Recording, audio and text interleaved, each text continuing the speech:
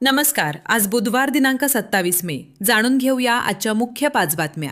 आपण ऐकत आहात मराठी अपडेट समूहाचे दररोज सकाळी 7:30 वाजता प्रसारित होणारे Marathi update morning news podcast. Nanded महानगरपालिकेच्या वतीने अनधिकृत जाहिरात होर्डिंग्सवर धडक कार्यवाही केली जात असून शहरातील मोर चौक येथे अनधिकृत बॅनर लावणारे राजू मोतेवार, सोमेश मोतेवार, क्षितिज मोतेवार यांच्यासह बॅनर तयार करणारे व लावणाऱ्या अज्ञात व्यक्तीविरुद्ध, त्याचप्रमाणे काबरा नगर रिंग रोडवर अनधिकृत बॅनर लावणाऱ्या व्यक्तीविरुद्ध सुद्धा गुन्हा दाखल करण्यात आलाय.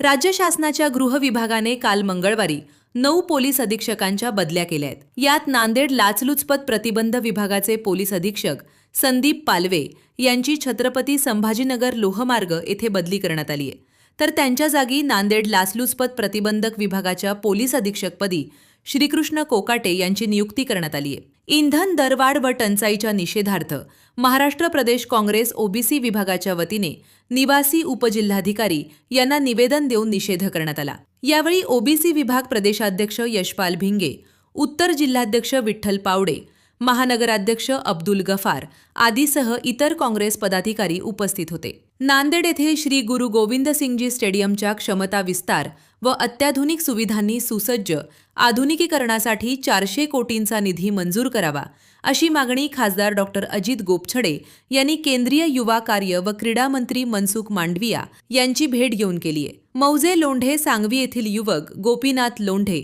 शिवानंद शिंदे व एक अल्पवयीन मित्रांनी वाढदिवसानिमित्त हातात तलवार घेऊन केक कापणे व तलवार घेऊन डान्स केल्याप्रकरणी सोनखेड पोलिसांनी सदर तिघांना पकडून गुन्हा दाखल केलाय. दररोज सकाळी 7:30 वाजता Marathi update morning news podcast ऐकण्यासाठी मराठी अपडेट पॉडकास्ट यूट्यूब चॅनलला सबस्क्राईब करा. धन्यवाद.